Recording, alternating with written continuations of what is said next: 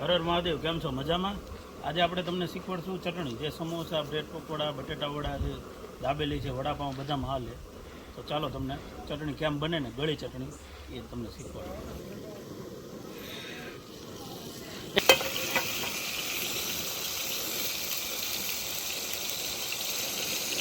સૌથી પહેલાં આપણે વરિયાળી, પછી તલ,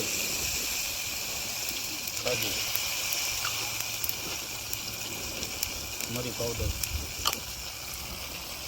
મરચું પાવડર, મીઠું, ગરમ મસાલો, ધાણા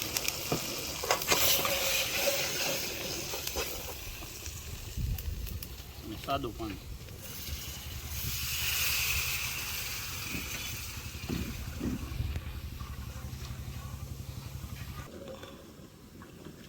તો તમે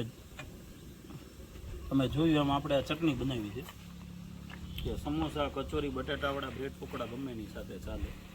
સૌથી પહેલાં તેલ, પછી વરિયાળી, તલ, મરચું, પછી ધાણા જીરું, ગરમ મસાલો અને કાજુ એ બધું નાખીને પાણી આપણે નાખી દીધું છે. અને દેશી ગામડાનો ગોળ જે આપણે કહેવાય ને દવા વગરનો.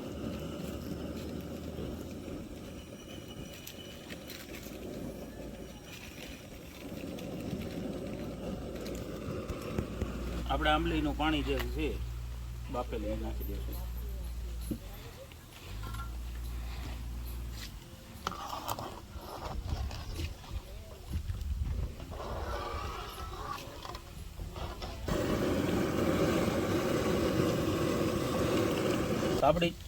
આપણી ચટણી તૈયાર છે અને આપણે એને તપેલીમાં ઠારવા માટે કાઢી નાખીએ. જોઈ શકો છો એકદમ રગડો.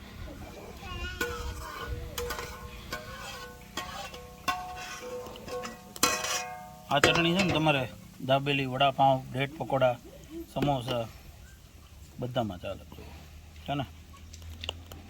દેશી ગોળ નહીં હો.